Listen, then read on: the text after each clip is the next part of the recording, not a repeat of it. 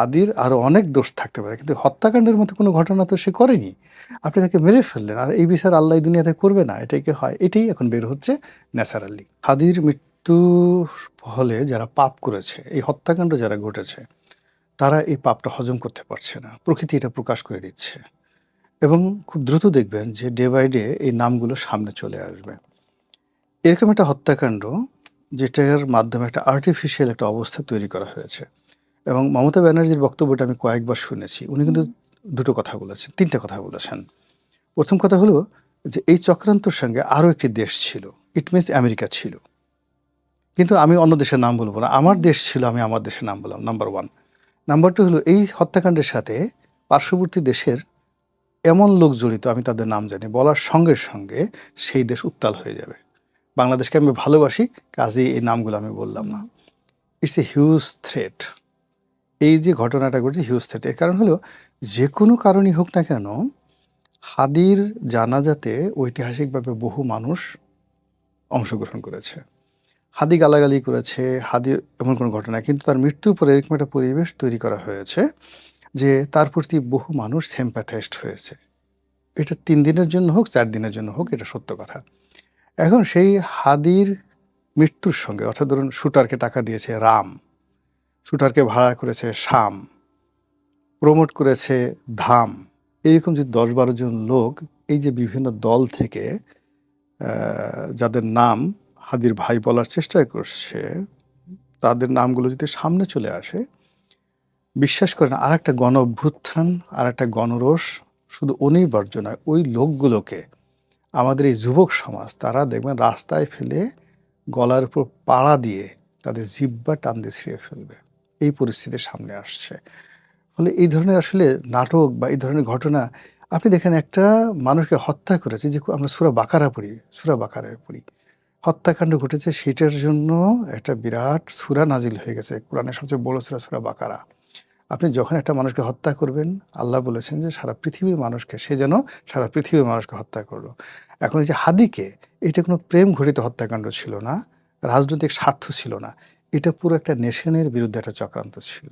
একটা রাজনৈতিক প্রক্রিয়ার মানে প্রতিষ্ঠা করার জন্য, একটা ডাইনেস্টি প্রতিষ্ঠা করার জন্য, কাউকে উচ্ছেদ করার জন্য, কাউকে শেষ করার জন্য, কেউ নিজেকে সম্রাট বানানোর জন্য এই একটা মাস্টার প্ল্যান ছিল। সেই মাস্টার প্ল্যানের প্রেক্ষিতে যখন একজন বান্দাকে, তাকে আপনি, হাদির আরো অনেক দোষ থাকতে পারে, কিন্তু হত্যাকাণ্ডের মতো কোনো ঘটনা তো সে করেনি, আপনি তাকে মেরে ফেললেন, আর এই বিচার আল্লাহ এই দুনিয়াতে করবে না, এটাই কি হয়? এটাই এখন বের হচ্ছে ন্যাচারালি। প্রায় 17 বছরই গৃহপালিত বিরোধী দল ছিল, আর গৃহপালিত বিরোধী দলের মধ্যে আবার প্রতিযোগিতা হতো কে কত গৃহপালিত হবে, মানে অনুগত গৃহপালিত হবে।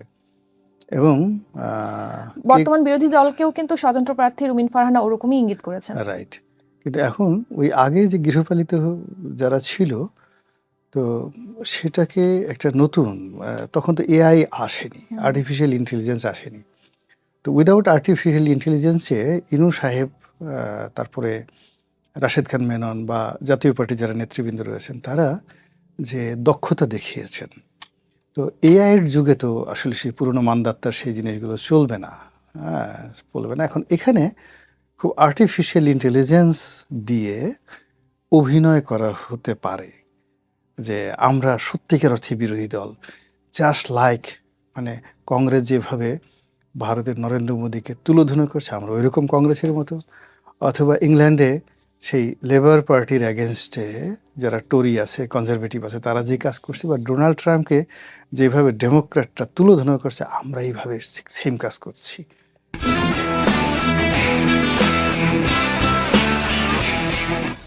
এটা হতে পারে, অথবা আমাদের সবাইকে বুড়ো আঙুল দেখাতে পারে যে তোমরা বুঝো ঘোড়ার ডিম, খাও কসু, আমার বুদ্ধি হবে কোত্থেকে। আমরা যে সে একদম লেটেস্ট মডেলের আর্টিফিশিয়াল ইন্টেলিজেন্স ব্যবহার করে তোমাদেরকে বেকুব বানাচ্ছি, আমরা যে সবাই মামু, ও মামু, আমি ভাগনা, আমরা মামু এবং আমরা ভাগনা, মামা ভাগনা যে কারবার সবাই মামা ভাগনা, যেখানে বিপদ নাই সেখানে, এটাও হতে পারে।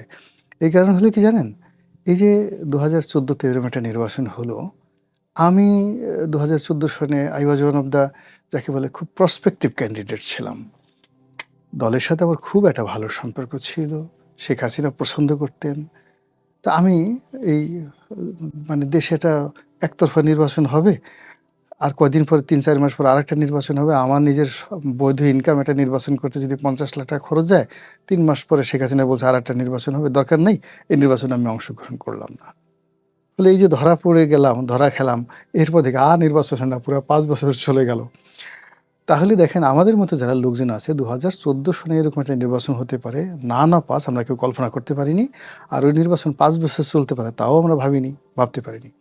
আবার ২০১৮ সনে একটা ইলেকশন হলো, আমি তো বিএনপির প্রার্থী, আমি তো তখন ধরেই নিয়েছি বিএনপি জয়লাভ করবে।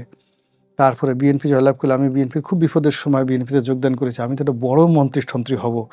এখন মন্ত্রী হয়ে আমি কোন মন্ত্রণালয়ে নেব, আমি যখন যে চিন্তা করছি, নির্বাচনের মাঠে গিয়ে দেখি যে ওরে বাবা রে বাবা, আমার জান নিয়ে টানাটানি, আমি ঘর থেকে বেরোতে পারিনি। আল্লাহকে বলছি, আল্লাহ কুত্তা ভিক্ষা লাগবে না, কুত্তা সামলাও, আল্লাহ তুমি আমাকে এখান থেকে রক্ষা করো, আর জীবনে আমি কোনোদিন রাজনীতির নাম নেব না। এরকম জীবনটা জারে করে ফেললো। এই গেল 18। আবার এই যে 24-এ যে নির্বাচনটা হলো, এটা কি যেন আমি এবং দামি নির্বাচন। তো এই আমি দামি নির্বাচনের পরে আবার দেখেন আমি এবং মামু, আমরা এবং মামুদের নির্বাচন। আলটিমেটলি কিন্তু ডে বাই ডে পরিস্থিতি খারাপ থেকে খারাপের দিকে যাচ্ছে। আর পাবলিক ডে বাই ডে শুধু বেকুব হয়েই যাচ্ছে, বুঝতেই পারছে না। ঘটনা ঘটার পরে আমরা চিন্তা করি কিভাবে এটা ঘটলো। এখন যারা ঘটিয়েছে, এই যেমন ইউনূসের লোকজন তারা বলতেছে আমি ওটা ছিলাম না, আমি ওটা ছিলাম, ও ছিল, ওটা ছিল। আবার এখন এই নির্বাচনের সময় জামাত বলছে বিএনপি এখানে নির্বাচন ম্যানিপুলেশন করছে, বিএনপি বলছে জামাত ম্যানিপুলেশন করে তারা তো ৭৮টা পাওয়ার কথা না, তারা ভাবে ৮টা, তো বাকি যে ৭০টা তারা ম্যানিপুলেশন করে পেয়েছে। তারপরে এনসিপির যারা লোকজন আছে, আরে ওরা এত ৭-৮টা পেলে কত, ওদের তো পাওয়ারই কথা না। এখন এরা নিজেরা ওই যে বললাম না আলকাতরা ছুড়াছুড়ি করছে, ছুড়াছুড়ি করার পরে এই যে এখন কেউ বলছে ওরা আমু, কেউ বলছে ওরা মামু, এই কেউ বলছে ওরা ভারতের এজেন্ট, কেউ বলছে এটা আমেরিকার ডোনাল্ড ট্রাম্প ওদেরকে বসিয়ে দিয়েছে। এই জিনিসগুলো নিয়ে মানে কেউ আমরা স্বস্তিতে নেই, আমরা জনগণও স্বস্তিতে নেই, আর যারা ক্ষমতায় আসছে এরাও স্বস্তিতে নেই। এবং দেখবেন এদের কারো মুখে কিন্তু হাসি নেই। এর কারণ হলো কি জানেন, ধরুন আপনার হাতে একটা তলোয়ার আছে বা খুব পাওয়ার আছে, তো আপনি মাথায় একটা পচা দুর্গন্ধযুক্ত লাশ নিলেন, দুর্গন্ধ, কিন্তু আপনি আমাদের সবাইকে বাধ্য করে বললেন যে তোমরা বলো আমার মাথায় একটা স্বর্ণ মুকুট আছে, এবং তোমরা সবাই সেই আম্বর এবং মেশকের গন্ধ পাচ্ছ। আমরা পিস্তলের ভয়ে বললাম, কিন্তু দুর্গন্ধ তো আপনি পাচ্ছেন। ফলে এই নির্বাচনটা আসলে কেমন হয়েছে, কিংবা ডক্টর মোহাম্মদ ইউনূস কীভাবে ক্ষমতায় এসেছিলেন, কীভাবে ক্ষমতায় ছিলেন, এটা আমাদের চেয়ে তারা ভালো জানেন।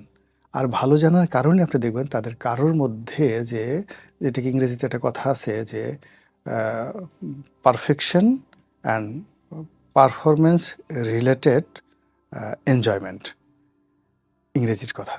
আপনি যে কোনো একটা কাজ করবেন, কাজ করতে গিয়ে কাজের একটা আনন্দ আপনার মধ্যে চলে আসবে। এই যে কৃষক ফসল কাটে, ওর ভিতরে আপনি গিয়ে দেখবেন যে একটা আনন্দ আছে। এখন যারা কাজ করছে এদের কাজের কারোর মধ্যে কোনো আনন্দ নেই, নিরানন্দ। যখনই সেখানে নিরানন্দ, তখন এখানে ২ নম্বর ৩ নম্বর থেকে ১৪ নম্বর কী যে হয়েছে একমাত্র আল্লাহ যেদিন প্রকাশ করে দিবেন, এর আগ পর্যন্ত আমরা এখন পর্যন্ত বলতে পারছি না।